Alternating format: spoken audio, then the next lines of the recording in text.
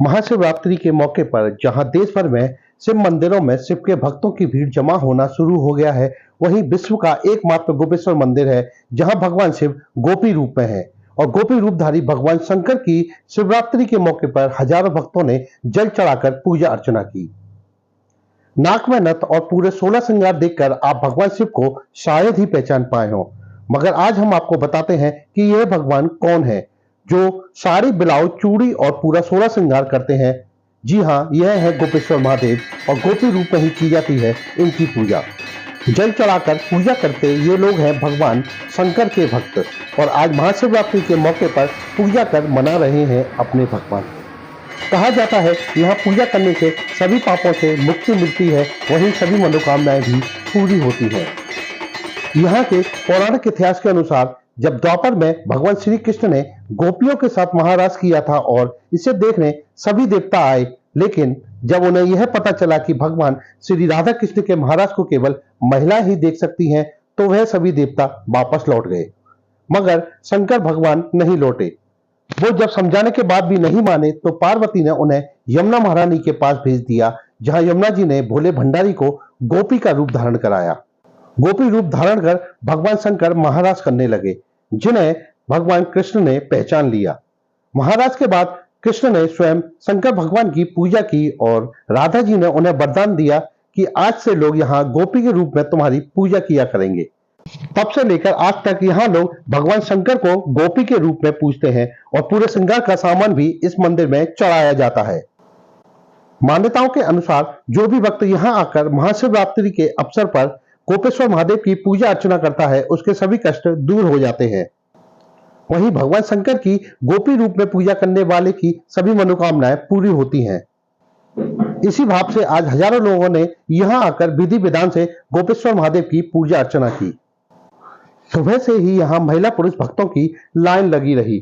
मंदिर परिसर में बम बम भोले के जयकारे सुनाई देते रहे। पूरा वातावरण शिव में नजर आया।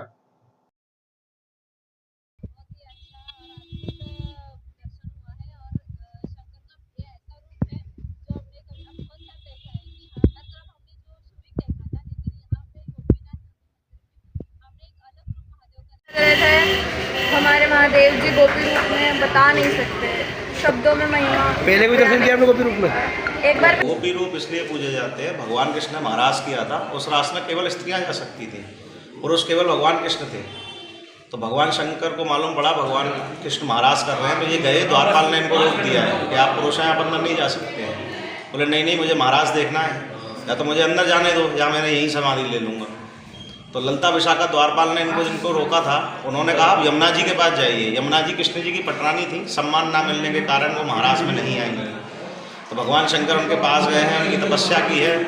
तो यमुना जी ने कहा प्रभु आपने मैं आपके लिए क्या कर सकती हूँ? बोले कुछ नहीं, मुझे महाराज देखना है। तो यमुना जी ने इनका श्रृंगार किया है, इनको लहंगा पहनाया है, ओढ़नी बनाई, लिपस्टिक वगैरह लगा के घूंघट लगा दिया।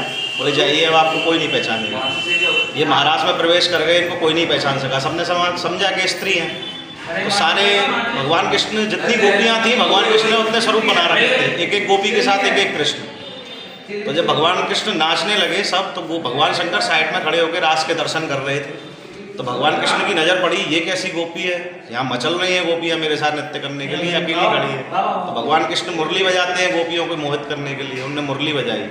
तो भगवान शंकर तांडव करते हैं, तो मुरली की धुन पर ये तांडव करने लगे। इनको याद नहीं रहा मैंने साड़ी पहन रखी है, नीचे लहंगा घूमने लगा, ऊपर जटाएं। भगवान कृष्ण सब भयभीत हो गए कि ये कैसी गोपी है जिसकी जटाएं, गोपियों के बाल बड़े कोमल होते हैं। तो भगवान कृष्ण अंतर्यामी पहचान गए, अरे ये तो मेरे इष्ट भगवान शिव हैं। तो गोपियों को छोड़ा है, राधा रानी को छोड़ा है, दौड़ के इनको आलिंगन यानी गले लगा लिया, बोले आइए गोपीश्वर महादेव। ये सुन के राधा रानी रूठ गई और यहाँ से ये 4 मील दूर यमुना पार जाके बैठ गई।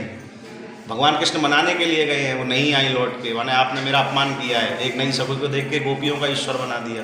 भगवान कृष्ण आए हैं तो भगवान शंकर से कहा प्रभु आपने मेरे लिए, मैं आपके लिए क्या कर सकता हूँ? तो भगवान शंकर ने कहा है ना मैं काशी जाऊँ ना मैं कैलाश, मैं यहाँ से लौट के नहीं जाना चाहता हूँ, मैं 12 महीने आपके रास के दर्शन करना चाहता हूँ। तो भगवान कृष्ण ने इनको 3 वरदान दिए हैं। ये वृंदावन के द्वारपाल हैं, अगर आप इनकी दर्शन नहीं करेंगे वृंदावन आकर, आपको वृंदावन आने का कोई फल नहीं मिलेगा।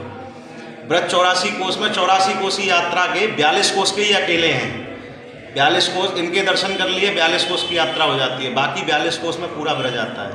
और भगवान कृष्ण के महाराज के द्वारपाल भी यही हैं। आप इनकी अनुमति नहीं लेंगे तो रास में प्रवेश नहीं कर सकते, बिना इनकी अनुमति के वृंदावन में प्रवेश नहीं कर सकते। इनके भगवान ये स्वयं हुए हैं। जैसे कि माना जाता है कि पूरी दुनिया में एकमात्र मंदिर है गोपेश्वर महादेव के वृंदावन में। हाँ, इस पूजा का विशेष महत्व क्या है, किस तरह पूजा की जाती है?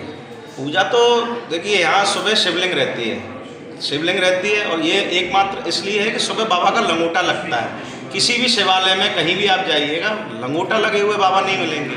लंगोटा इसीलिए लगा हुआ है क्योंकि यहाँ महादेव है ही नहीं, यहाँ बाबा का